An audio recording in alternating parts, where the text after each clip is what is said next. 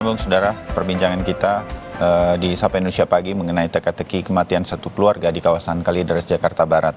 Masih bersama Beni Mamoto, Ketua Harian Kompolnas, dan juga ada Reza Indragiri Amril, pakar psikologi forensik. Pak Beni, Mas Reza, kalau kita selalu bertanya ada apa sih dengan satu keluarga ini, artinya motifnya begitu. Mas Reza, kalau boleh begitu Anda sedikit menduga, ini akan lebih kemana gitu? Apakah ini sebuah pembunuhan berencana atau ada motifnya dengan kepercayaan tertentu sehingga kemudian memilih beginilah cara mengakhiri hidupnya, ada suicide-nya juga atau bunuh dirinya. Kan kalau beberapa kasus yang kita 2 atau 3 kasus sebelumnya di beberapa tempat, jelas itu ekonomi begitu. Satu keluarga, seorang ayah menghabisi keluarganya karena himpitan ekonomi dan lain-lain. Itu langsung clear begitu. Tapi kalau yang ini kan kita jadi menebak-nebak. Mas Reza, menurut Anda lebih kuat ke arah mana ini kalau situasinya seperti ini dengan beberapa fakta-fakta yang jarang kita temui lah begitu dalam berbagai kasus satu keluarga meninggal dunia, Mas Reza? Berdasarkan pemberitaan media massa, menurut saya ada beberapa catatan yang boleh jadi merupakan petunjuk kira-kira apa gerangan yang menjadi penyebab orang ini meninggal dunia. Pertama adalah informasi tentang kondisi dalam rumah yang relatif tetap rapi. Jadi kita membayangkan tidak ada kegaduhan, tidak ada pertengkaran, tidak ada kekisruhan yang mengakibatkan mereka meninggal dunia. Pertama itu. Yang kedua adalah permintaan atau inisiatif kepada PLN untuk memutus listrik. Jadi saya bayangkan mereka mungkin menghindari kebakaran, menghindari penggunaan listrik, menghindari adanya tagihan, menghindari ada persoalan-persoalan susulan yang bisa saja dimunculkan oleh listrik yang terus mengalir. Itu yang kedua. Yang ketiga juga kabar bahwa posisi jenazah yang tidak bergelimpangan di sana sini, tetapi berada di titik-titik tertentu yang seolah mengindikasikan mereka memang sengaja berada di titik tersebut. Nah, paling tidak dari 3 hal ini, saya membayangkan adakah kemungkinan 4 orang ini secara sungguh-sungguh dengan itikat penuh memang menyongsong rest in peace. Mereka memang ingin mengakhiri hidup mereka dengan cara yang damai. Bukan dengan cara yang gaduh, bukan dengan cara yang membuat kisruh, tetapi betul-betul ingin secara sengaja menyongsong kematian itu dengan penuh ketenangan. Kalau ini yang menjadi situasi atau menjadi penjelasannya, maka terbantahkan sesungguhnya teori-teori klasik yang mengatakan bahwa bunuh diri merupakan puncak dari keputusasaan. Bunuh diri adalah kondisi adanya tekanan batin yang tak tertahankan. Bunuh diri adalah kondisi yang di luar kelaziman yang tidak mungkin dilakukan oleh manusia yang punya akal sehat. Pandangan sedemikian rupa tampaknya terpatahkan. Karena sebagaimana praktek di sejumlah negara luar, ada sekian banyak orang yang secara rasional, berarti kita bisa bayangkan orang ini tenang gitu ya. Dari sekian banyak opsi, pada akhirnya yang bersangkutan secara akal sehat memilih untuk menjadikan bunuh diri, menghabisi dirinya sendiri sebagai sebuah opsi. Tapi sekali lagi, ternyata cara pandang yang sangat rasional ini tidak bisa kemudian kita pukul rata sebagai cerminan adanya keguncangan jiwa atau keputusasaan yang mendalam, tidak.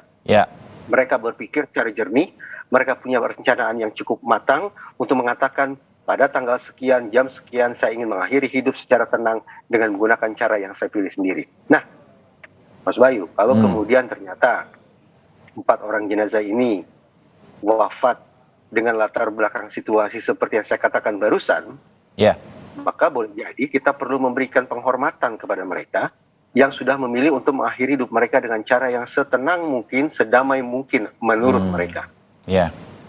Tidak dibutuhkan adanya kegaduhan luar biasa atau konsekuensinya teman-teman di kepolisian tidak juga harus tanda petik terpaksa sampai pada sebuah simpulan ada kasus pidana dalam kasus semacam ini. Tapi tetap kembali ke pihak kepolisian yang melakukan investigasi.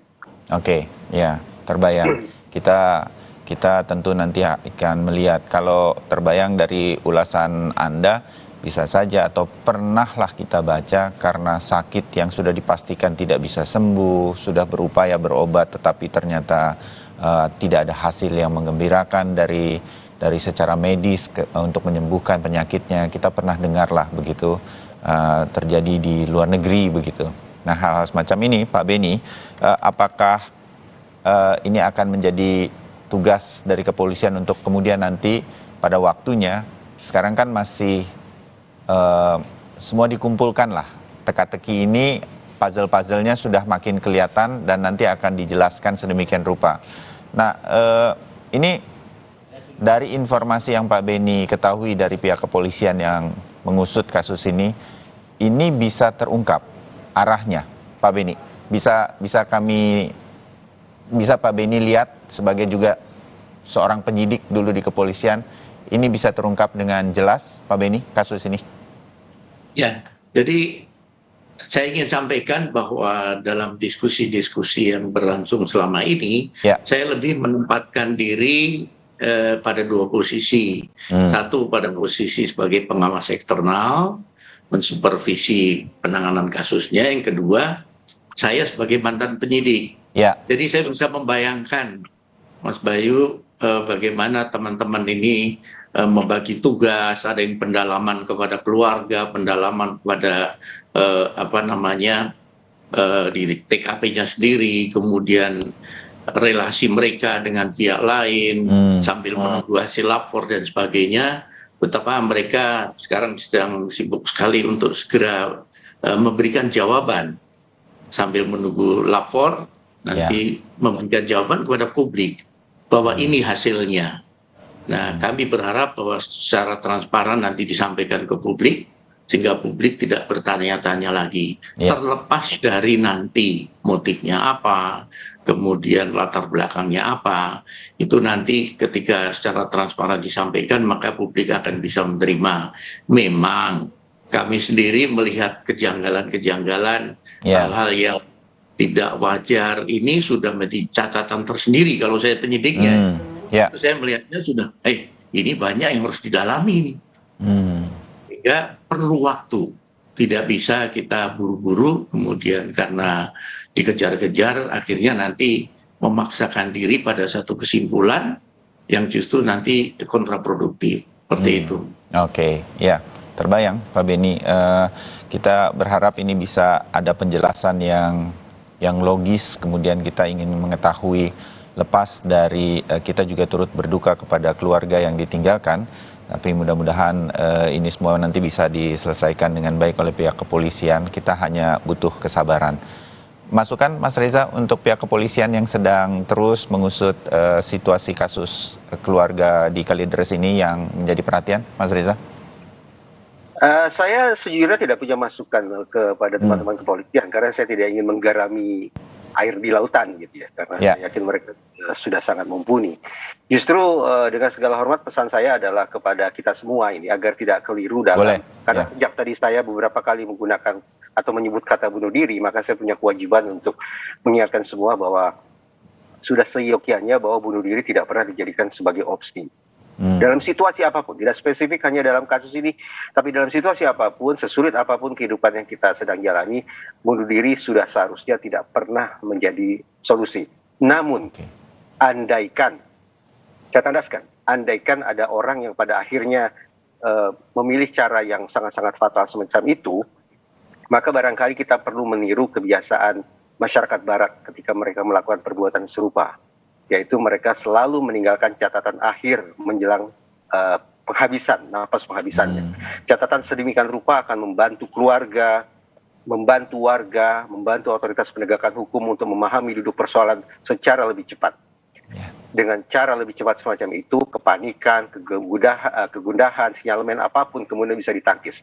Itu sebabnya sekali lagi meninggalkan pesan terakhir, kalau ada orang yang memilih untuk jalan sedikit fatal, catatan akhir itu akan bisa sangat membantu. Ya, oke. Saya pastikan Pak Beni, sayangnya dalam kasus keluarga di Kalideres ini tidak ada catatan semacam itu yang tadi disampaikan Mas Reza ya Pak Beni? Ya, tentunya kalau sudah ada pasti dirilis. Karena apa? Disitulah tercermin motifnya. Ya. Ya.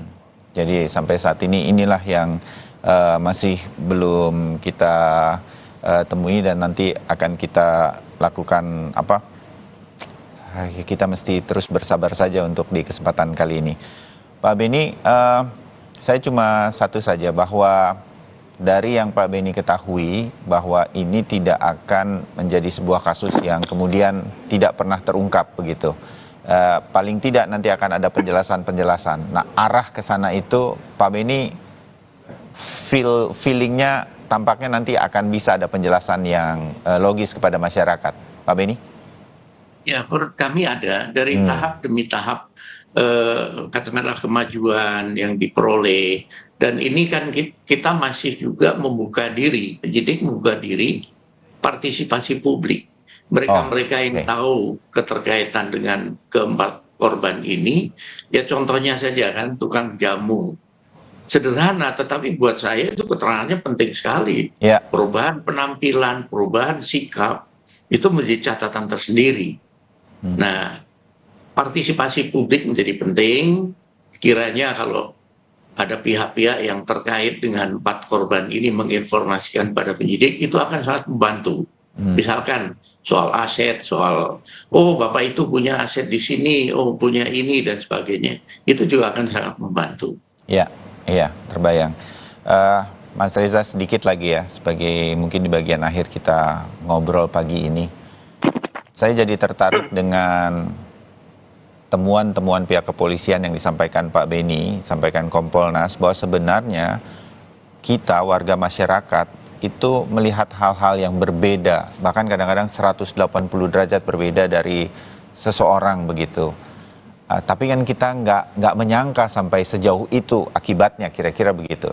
Tukang jamu, tukang listrik, warga di sekitar yang sempat mencium bau yang kurang mengenakan dalam kurun waktu yang kadang tercium, kadang hilang begitu. Nah, hal semacam ini, Mas Reza, dari sisi ilmu Anda, bagaimana sih kita masyarakat warga biasa bisa ngeh begitu, dan kemudian harus apa yang kita lakukan? Karena bisa saja bersit di pikiran kita, kayaknya aneh deh, si ibu ini misalnya, itu bisa mencegah hal-hal yang sebenarnya tidak kita inginkan bersama. Mas Reza?